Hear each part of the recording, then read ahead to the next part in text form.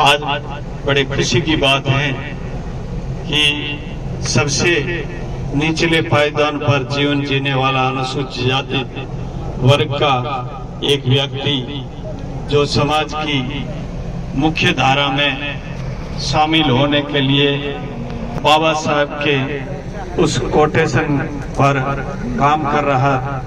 बाबा साहब ने कहा था कि ये मेरे देश के दलितों शोषितों तुम्हारी मुक्ति का मार्ग उच्च शिक्षा, व्यवसायी बनाने वाले रोजगार, उच्च आचरण और नैतिकता में निहित है।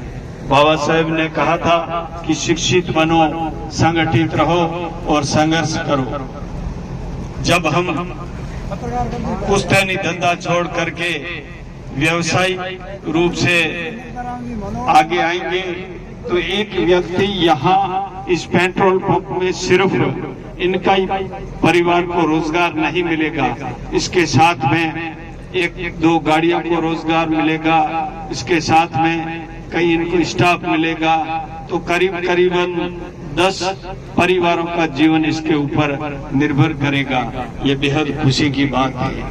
हम लोग जहाँ भी जाते हैं, जिस किसी समाज में कोई व्यक्ति पैदा हुआ है, तो जब मैं मेरे समाज के अंदर जाता हूँ और किसी का अच्छा घर देखता हूँ, अच्छे कपड़े पहने देखता हूँ, बहन बेटियों को सजी धजी और गहनों में लदी हुई देखते हैं, तो हमारे को खुशी होती है कि जैसे मेरी बेटी सजी हुई है, ऐसी इतना अंदर से हमें खुशी महसूस होती है। और जब हमारे समाज के अंदर जाते हैं, दारू शराब डोडा पिया हुआ या बिल्कुल बज बिखरोड़ा आपने कौन पोतीरा और घर का जो हालात देखो तो वो जगह दुख हुए, क्योंकि आप रहना सुखी देखो तो मन प्रफुल्लित हुए और आप रहना दुखी देखो तो बिल्कुल निराशा भाव पैदा हुए। तो हम लोगों का बाबा साहब के चलाए हुए मिशन पर आगे बढ़ने के लिए जो हमें अधिकार दिए हैं, और हम लोगों को, और विशेष करके जो इधर के एरिया में मैं जब जाता हूं तो मुझे लगता है कि यहाँ जिस कम्युनिटियां जो रह रही है उस कम्युनिटियों को बराबरी का हक है, बराबर बैठते हैं, भाईचारे से रहते हैं, ये एक अच्छा संकेत है। अभी हम एक ढाणी में गए, उन्होंने कहा कि ये ढाणी किसकी, तो क्या हमारे दादे के नाम की ढाणी। और इसी तरीके से मैंने कई लोगों को देखा है, तो जैसे धने के तले में हेमावास बना, तो ये अनुसूचित जाति के लोगों को उनकी प्रगति में यहाँ जो कम्युनिटी रह रही है कहीं बाधक नहीं बन रहे हैं, अपना भाई समझ करके आगे लाने का काम जो कम्युनिटियां कर रही है उनको बहुत बहुत धन्यवाद देता हूँ।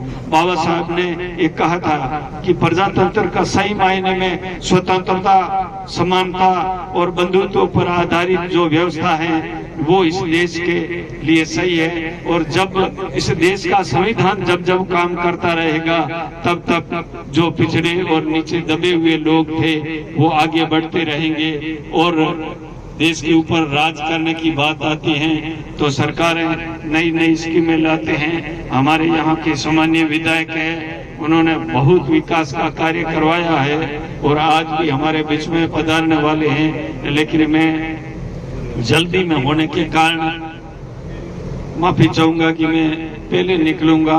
बस आप लोगों को यही निवेदन करना चाहूंगा कि बच्चों को पढ़ाइए, बच्चियों को पढ़ाइए और नशे को दूर भगाइए। जिस परिवार में शराब का प्रवेश नहीं है वो परिवार कभी भूखा नहीं रह सकता, उसके घर में आत्महत्या नहीं कर सकती बेटियों।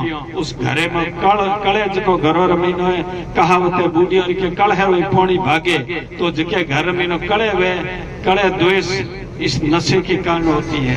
जिस परिवार का व्यक्ति नशा करता है तो उसकी पड़ोसी से बिगड़नी, और विशेष करके शराबी है उसका तो परिवार के पड़ोसी से किसी से अच्छे रिश्ते होने का सवाल ही पैदा नहीं हो सकता। इसलिए हम लोगों को पढ़ना है, आगे बढ़ना है और अच्छे लोग चाहे किसी भी जाति वर्ग पार्टी के लोग हैं उन अच्छे लोगों को हमें चुन करके इस देश का एकता, अखंडता और भाईचारे का भाव के साथ साथ इस संविधान को जिंदा रखना है। आप लोगों ने मुझे यहाँ बुलाया, सम्मान दिया और जिस प्रकार से आप लोगों ने मुझे सुनना और बोलने का अवसर दिया, उसके लिए बहुत बहुत धन्यवाद।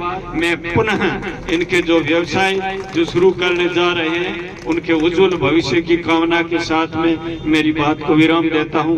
जय भीम, जय भारत।